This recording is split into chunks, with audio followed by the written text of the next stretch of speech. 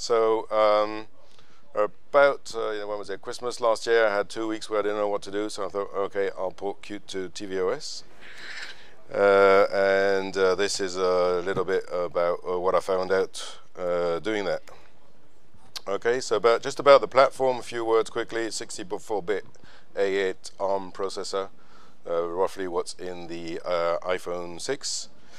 tvOS is best at the time on iOS 9. There's tvOS16 was released since then, and it's just the same platform. It's UIKit based, which is a native toolkit for iOS, minus everything that doesn't make sense in something that's not a phone.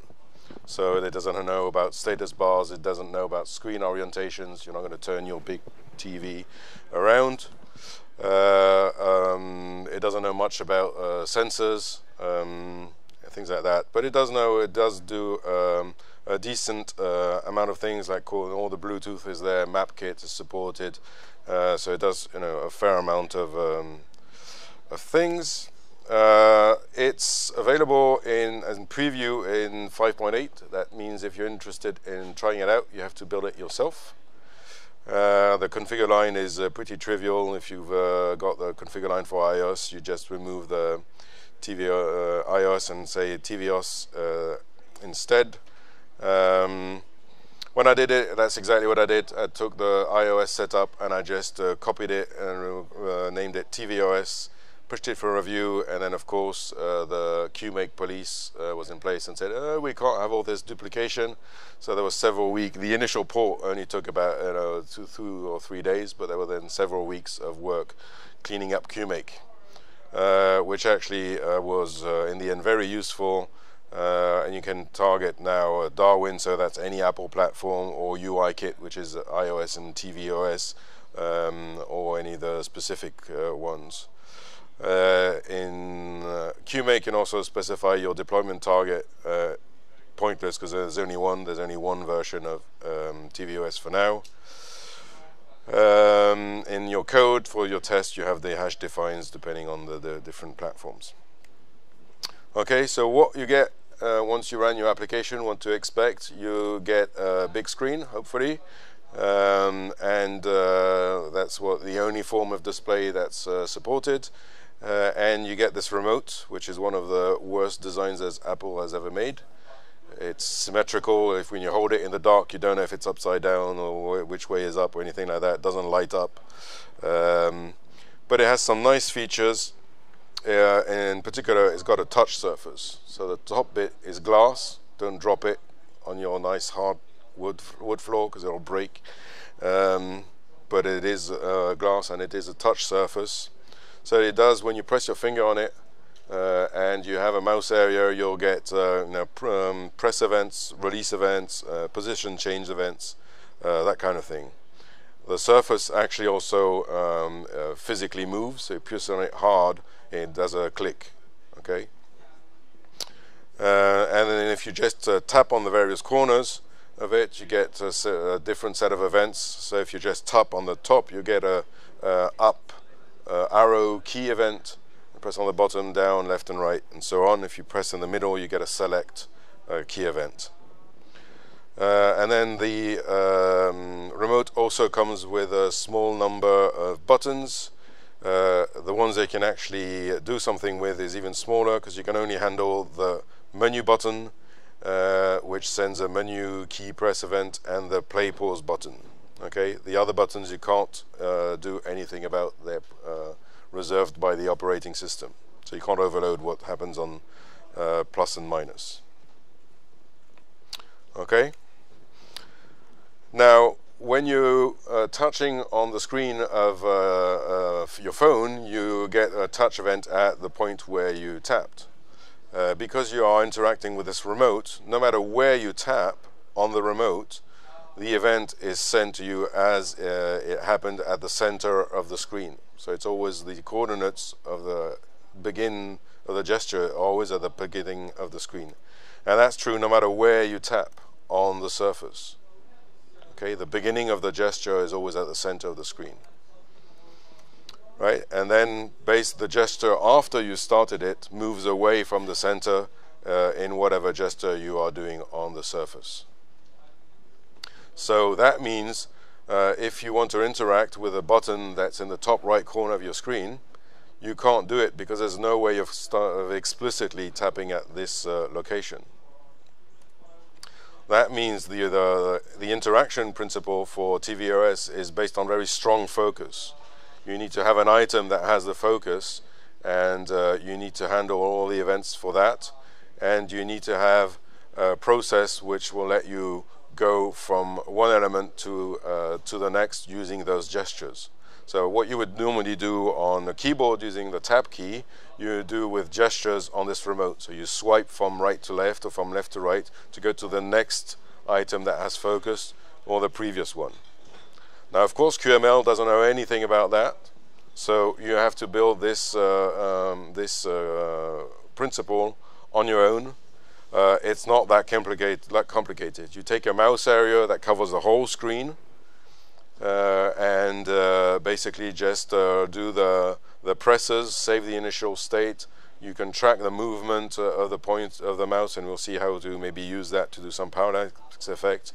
And then you track the release, you calculate the direction of the gesture, if it was a swipe from left to right or so on, and then move your focus to the next element. Okay, but you have to do that all on your own. Based on that, then you can build your own user interface and do your buttons, and you need to make sure that it's evident to the user which one has a focus, which one is selected, and so on. So you need to come up with your own language. One of the things that the default tvOS does for the buttons is do this parallel effect. So if you look at the little movie that's there, you'll see there's several different planes and they're slightly moving to each other. That's quite a nice effect. Again, if you want to do that, you can track the movement of the mouse on the surface, but it's up to you to do the parallax animation. Okay, some things that we still haven't really addressed is keyboard input. So when you on the native toolkit, when you need to input some text, the toolkit would bring up a full screen display just like the one here, and you select the letters and so on. You can actually dictate also with a Siri, so we haven't integrated that in any way yet. Another thing is menus. So they come up in this kind of display on tvOS, where there's an array of options, and you just swipe and select one of them. And yeah, so that basically for interaction is very bare. You have to do a lot of the things all on your own. Okay. Just a few quick words about what else is supported. Qt3D is supported. You'll see there's a demo of it downstairs on the Qt booth, where they've basically converted one of the existing 3D demo to support interactions with the remote, and it works rather nicely.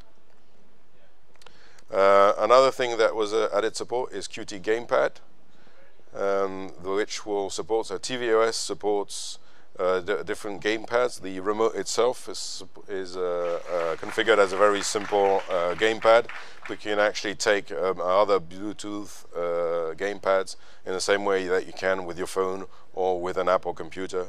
So those are supported out of the box with a Qt Gamepad separate module that's also available as a preview in 5.7. It existed as a lab project before, but it's now been made available to preview.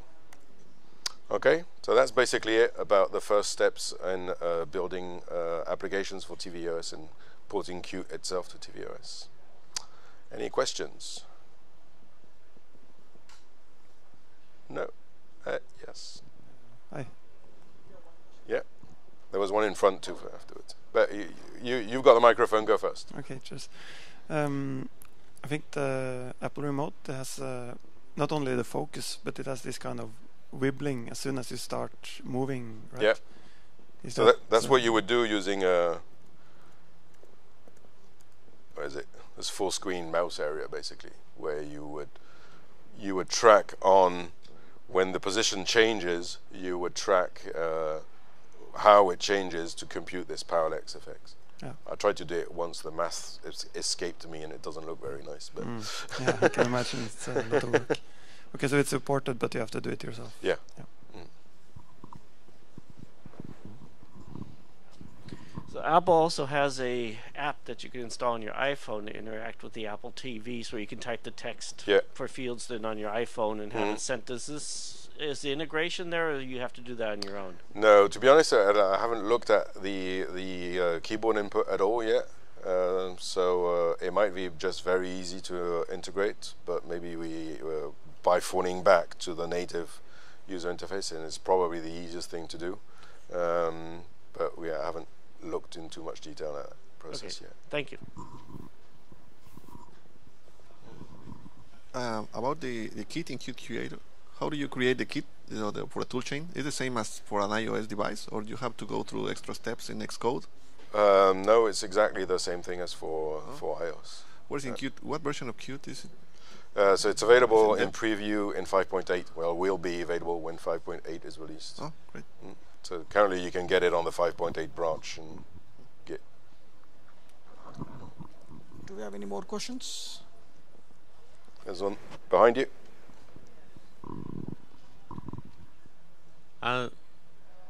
For QMake, is there going to be a larger selection of examples for those? Like, I feel like at least last time I was digging through and looking for iOS and some other ones, like it was kind of trial and error trying to figure out how to get certain things available, and then I ended up having to go into the P list for almost everything. But like, is there, like for tvOS or some other things, are there examples available or a repository of examples of like how to do the QMake part? No, not really. Some of the examples, I did a talk yesterday on iOS, and I can share the examples for that. I'll probably put them on GitHub at some point. That have sort of the most used QMake variables you can use, but and most of the important one are documented anyway. You have to hunt for them a little bit in the documentation, but. Apple has released a XML-based framework for you could basically just-in-time compile your UI on the fly. Is QML going to work like this, or you still have the basic prohibitions then, like you do on the iPhone for just-in-time compiling? Well, it's really two completely different technologies. They have the same goal, I think. That's why they had this XML-based in order to be able to construct user interfaces without writing much code, which is what QML does. But we can discuss it more. I think we need to free the room. Hi. Thank you all for attending the session. I would like to thank Mike for walking us through his experience supporting Qt to tvOS. And so that's it. We would break for lunch and we would resume in another 1 hour. Thank you. So the demo downstairs, and I'll be on the KDAB booth if you have any other questions.